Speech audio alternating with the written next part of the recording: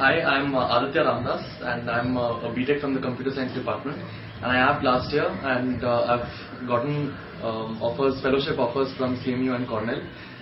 I applied in theoretical computer science, that is algorithms and formal methods. And my BTP guide was Professor Supratik. And now I'll share with you at least my opinions on what helped in my entire apping procedure and what I feel is important for probably the next few batches. Maybe some mistakes that I made, and maybe some of the good things that I did as well. So let's start off with the basic requirements. So you require GRE. So it's very important to understand that GRE is not a qualifying thing generally. It's only used to throw people out. That is, if you do very badly in GRE, you'll get kicked out. But normally, if you get a score of 1350 plus, it's not at all a problem. And it depends on you how much you want to prepare for GRE. But generally, I think a month and a half or so should be enough. Month and a half of serious preparation. Similarly, TOEFL is a very simple exam. Just 2-3 days of preparation is sufficient. And again, it's the same funda. I think 90 to 100 on 120 is generally the cutoff. That if you get below that, you'll get kicked out. But above that, it really doesn't matter how much you get. You require a statement of purpose. The SOP is extremely important. I think it's highly underrated. As a document that most people send, but I think that's probably one of the things in which you actually get to write for 2 pages directly to the professor, something that they'll read completely, and they'll actually try and look at your inspiration and motivation of why you want to do an MS or a PhD. So it's extremely important. I suggest you at least start off right. Don't read anyone else's SOP. Write out a copy yourself of 1.5 pages. Get it checked by 1 or 2 seniors. They'll suggest major changes. Then as you keep refining it, it'll take 2-3 weeks to refine it, give it to more people later on, ask them to look at it, then look at other SOPs, and then you'll see particular phrases which you really like from there, or particular ideas saying, oh, I should include this as well in my SOP. You might make changes later on, but initially don't look at anyone else's SOP because it'll get you prejudiced. That's something like I think every senior has been telling us, and I think that's something that you shouldn't do. Don't get prejudiced before itself by reading someone else's SOP. Other than that, yeah, the SOP should be I think try and make it a little specific to the university that you're applying to, at least 1 or 2 paragraphs at the end as to why that university is good, which maybe which professor you like. You might not want to include that, you might want to include that for different reasons. But yeah, that's about it for the SOP. You require 3 recommendations in most universities in the US. I think in Europe, sometimes 2 recommendations is okay. If you're applying for a PhD, then research recommendations are absolutely important, and course recos are not given that much weightage. So if you have done an internship or a BTP seminar, I think those are the professors whose weightage, whose recos will really count. So at least try and get 2 recos in, maybe from one summer internship and 1 BTP or 1 seminar or something like that. Another thing that you can do is try and diversify your recos. That's something which I did, and I think that really helped. I took recos from 5 different people and mixed it up to different universities that I was applying to. The reason behind that is basically if you have 1 weak recommendation, 2 strong and 1 weak, that doesn't look very good on your application. So if you're not sure, since you're always not sure what your prof is writing about you, if you have some variety, at least the same 3 people are not writing to all the universities. So if you have a 3rd weak recommendation, it's not going to everyone. You're just mixing it up a bit, and probably, I think it increased my probability of getting my apps. So that's one thing you can do with recos. And you can, of course, I think you should directly ask your professor if he's willing to give you a strong letter of recommendation. And he should be very honest in telling you that if he is comfortable or he is not. So then you shouldn't have a problem of a weak reco in most circumstances.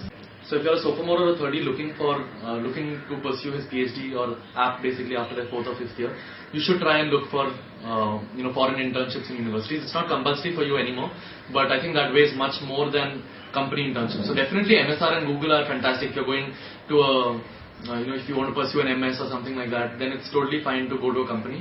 But if you plan to pursue a PhD, go to a university, and obviously if possible try and get a paper published. It's not a necessary thing at all. But if you don't as well, just make sure your prof is happy and willing to recommend you for further studies. So that really helps a lot. Otherwise, try and pursue a Europe, URA for the new batch or Europe for our batch. So that really helps as well. You can just do it under a different professor, and that's 1 more reco that you can count on apart from your BTP and your internship recommendation. Other than that, yeah, try and take advanced courses.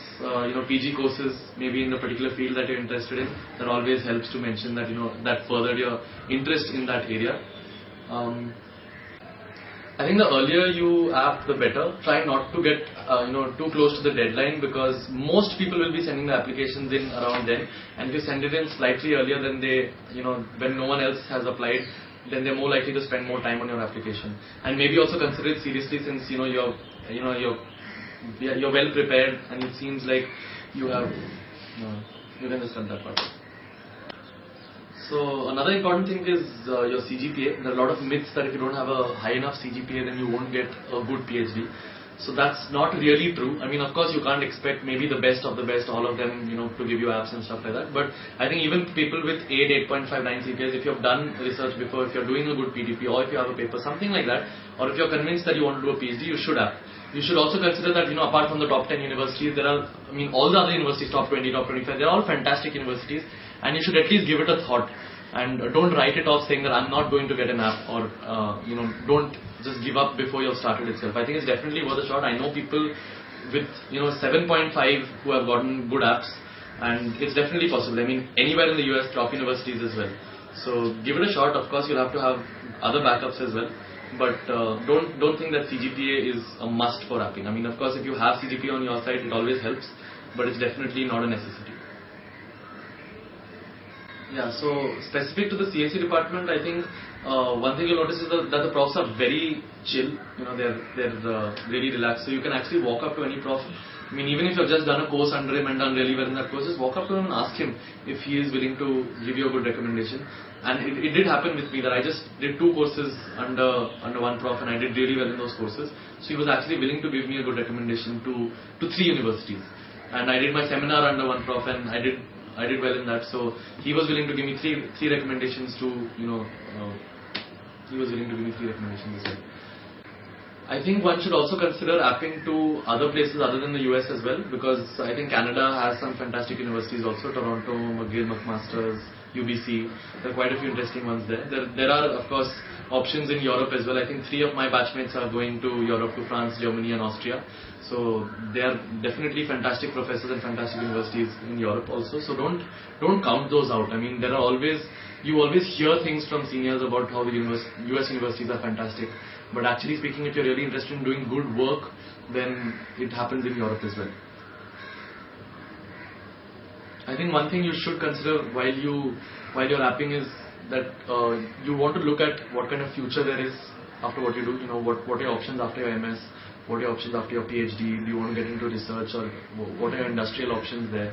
If you're getting a good job now, and if you go for your MS or PhD, I mean, I think that you'll get a much better job later on.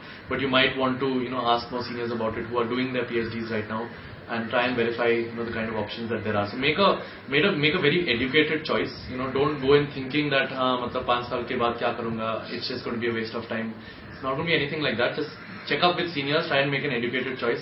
And yeah, that's all the best for your entire apping procedure. Thank you.